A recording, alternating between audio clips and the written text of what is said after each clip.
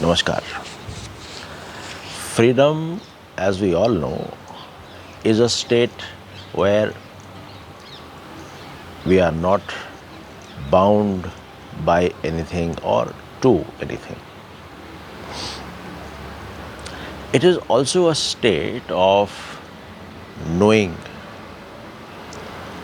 of knowledge, not knowledge about, but knowledge. Because knowledge about means we are again restricting ourselves to a certain given parameters. No, complete knowledge. And the knowledge of the knower, that is the one who wants to know, is a supreme knowledge. But what happens is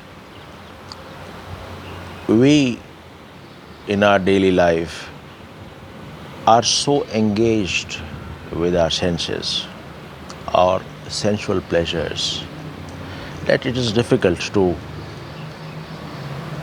even take a note of the existence of anything other than the objects of those senses.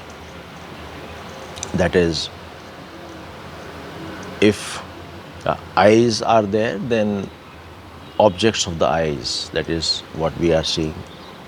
If the tongue is there, then the objects of the tongue, that is something good to eat, something bad to eat. These are all the objects of the tongue. And likewise, all the senses, they have their respective objects. So senses are always busy. Now we come to what we will be talking about today, and that is having moments of pleasure, granting ourselves the liberty to have moments of pleasure. Then getting bored. Getting bored is also a state where senses want to work, the mind wants to work, but it is not being given a target. Moment of pleasure means those moments where the senses are not active. Say, suppose I desire something, so all my senses are engaged towards accomplishing that goal. Now I have achieved that goal. This moment I have achieved that goal. And at this moment, all my senses are not engaged. And therefore, I feel those moments of happiness. But here's the catch. I feel that this happiness or this pleasure or this moment of pleasure is because of presence of that particular object that I was seeking all this time. But in effect, it is the non-working, non-busyness of the senses that is giving that pleasure. Once I am done with this particular object and I find a new model in the market or a new item in the market, this same object will stop giving me pleasure and now I will be seeking the other one.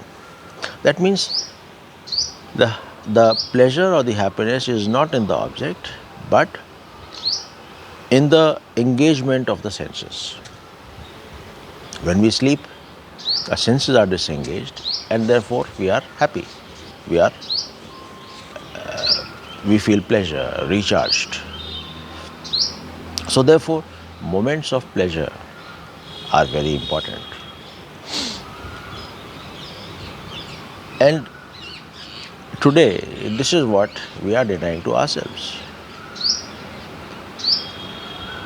We take it as a matter of pride to always be busy, never getting bored, because getting bored is also taking cognizance of what is existing, not allowing the senses to take you, drive you. Rather, you are utilizing the senses to a certain target. So, getting bored and giving rest to senses and having moments of pleasure, these are very important for our state of liberation.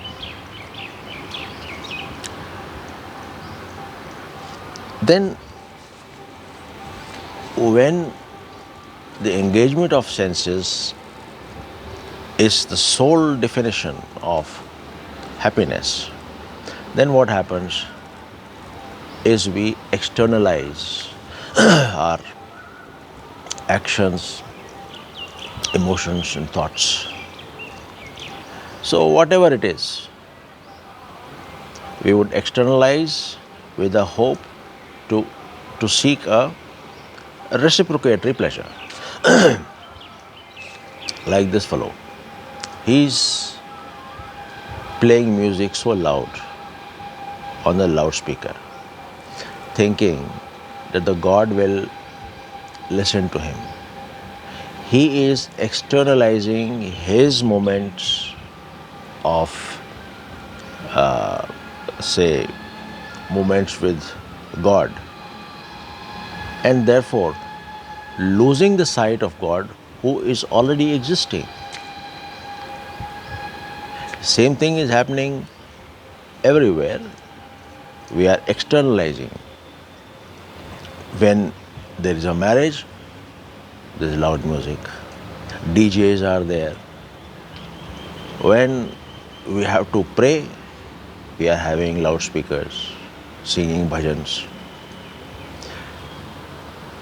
Now, in all this, what happens is all the senses are engaged. All the focus is on grossness. Then how can we get to know about the subtlety? All that is subtle, we will not be able to know. And this is where we are missing the bus. We are so accustomed and convinced of the utility of this loudness that even if there is nothing, there is silence. We will create sound, we will create loudness to be happy, to feel secured, and maybe to gain an insight of the inside, which is subtle. Now, the places of worship that we are in the recent times that we are seeing, these places of worship, they had an importance because of the silence, because of the non-busy nature, because of non-existence of anything artificial. But to promote tourism, the government has taken steps to modify those places. As a result, what is happening is the people who are seeking pleasure through moving to different place, through engaging the senses, these people are, their presence is increasing there, and the ones who actually through subtlety look for subtleness, that will decrease. This is happening everywhere in our daily lives too. So therefore, the loudness has to be dropped, and only then we would be able to witness what already exists in a subtle form. Say it is like asking a blacksmith to do the job of a neurosurgeon. How can he do it? He is dealing with his senses are so, I would say, so used to the hardness, the stiffness, that they do not know what is delicacy, what is softness. And a neurosurgeon, his job needs softness and what do you call, delicacy. This is what I mean by saying the loudness and the effect of externalizing our emotions. Everything that is externalized, we have to see whether it is needed or not. If it is not, and still we are doing, we are binding ourselves. We are not being free. So therefore, the old time, what we used to do was to have moments of leisure, not doing anything, just sitting. What does one lose? Sitting, getting bored. Okay. It is part of discovery. This is what I mean to say. All leisure, all pleasure is not necessarily leisure, but all leisure is definitely pleasure. Please give it a thought, and we would meet next time. Thank you.